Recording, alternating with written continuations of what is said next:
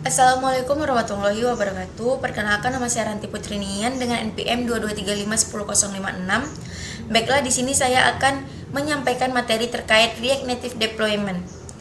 Nah, jadi topik utama pada pembahasan kali ini yang pertama itu ada Expo yang kedua itu ada Expo Prebuild, yang ketiga itu ada Native Tools, dan yang terakhir itu ada IES Build.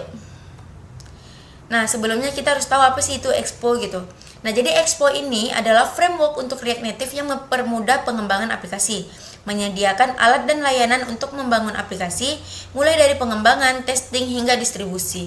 Nah, jadi komponen utama Expo itu ada dua. Yang pertama itu ada Expo Go, adalah aplikasi runtime untuk testing cepat. Kemudian ada IES. IES itu adalah kepanjangan dari Expo Application Service, adalah layanan untuk build dan deploy aplikasi. Nah, kita masuk pada topik pertama, yaitu adalah Expo Go. Nah, jadi Expo Go ini adalah cara mudah untuk memulai dan menguji aplikasi React Native. Langkah-langkahnya, yang pertama itu kita buat terlebih dahulu proyek dengan npm create expo app. Kemudian kita jalankan npx expo start. Kemudian kita scan QR code menggunakan aplikasi Expo Go di perangkat. Nah, kemudian ada fitur utamanya. Yang pertama itu ada hot reloading. Hot reloading itu adalah perubahan langsung terlihat tanpa restart. Dan yang kedua itu mendukung iOS, Android, dan web. Nah, jadi kelebihan dari Expo Go ini, yang pertama itu tidak perlu pengaturan alat native seperti Xcode atau Android Studio. Dan yang kedua itu cocok untuk prototyping dan pengembangan awal. Sedangkan kekurangannya hanya mendukung modul native bawaan dari SDK Expo dan tidak cocok untuk proyek yang membutuhkan modul custom. Baik, kita masuk ke Expo Prebuild. Nah, Expo Prebuild ini adalah mengubah proyek Expo menjadi proyek native dengan direktori iOS dan Android. Expo Prebuild ini digunakan ketika membutuhkan fitur native custom yang tidak didukung Expo Go.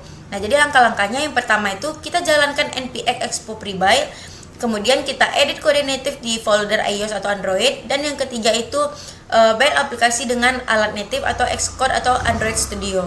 Nah, jadi kelebihan dari Expo Prebuild itu, yang pertama itu dia fleksibel, dapat menambahkan modul native. Yang kedua itu tetap memanfaatkan fitur Expo, misalnya IES Build. Nah, kekurangannya membutuhkan alat native seperti Xcode atau Android Studio, dan yang kedua itu proses lebih rumit dibandingkan Expo Go. Kita masuk ke Native Tools atau Xcode atau Android Studio. Nah, jadi Native Tools ini bekerja langsung dengan proyek native menggunakan Xcode untuk iOS dan Android Studio untuk Android. Nah, jadi Native Tools ini digunakan ketika membutuhkan kontrol penuh atas proyek dan untuk proyek kompleks yang sepenuhnya memanfaatkan fitur native.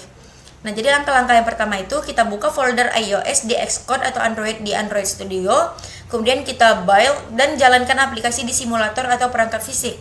Nah, jadi kelebihan dari Native Tools ini, yang pertama itu akses penuh ke semua fitur native platform, dan yang kedua itu cocok untuk aplikasi produksi besar. Nah, adapun kekurangannya, yang pertama itu membutuhkan pengetahuan mendalam tentang alat native, dan yang kedua itu tidak secepat metode Expo Go atau Prebuild. Kita masuk ke topik yang terakhir, itu ada IES Build. Nah, IES Build ini adalah layanan cloud dari Expo untuk build aplikasi tanpa perlu alat native lokal. Nah, jadi IES Build ini digunakan ketika ingin membuat build iOS dari Windows dan untuk menghindari kerumitan pengaturan lokal. Langkah-langkahnya, yang pertama, tambahkan konfigurasi di file iOS.json, kemudian kita jalankan IES Build-nya, kemudian kita pilih platform iOS atau Android dan tunggu proses selesai. Nah, jadi kelebihan dari IES Build ini, yang pertama itu adalah prosesnya otomatis dan cepat, kemudian mendukung continuous integration atau CI. Kemudian kekurangannya itu berbayar untuk beberapa fitur tambahan, dan yang kedua itu bergantung pada koneksi internet dan layanan cloud. Nah, ini adalah perbandingan beberapa metode di atas. Yang pertama seperti Expo Go tadi, Expo Go itu kelebihannya itu cepat, sederhana, tidak membutuhkan alat tambahan. Sedangkan kekurangannya itu tidak mendukung fitur native custom. Sedangkan Expo Prebuild tadi kelebihannya mendukung modul native tambahan, kekurangannya membutuhkan alat native untuk build.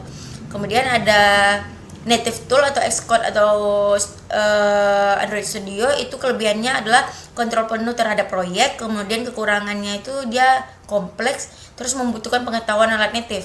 Kemudian ada IES Build tuh kelebihannya adalah build iOS dari Windows dan mudah untuk deploy gitu. Sedangkan kekurangannya adalah berbayar untuk fitur premium tergantung layanan cloud.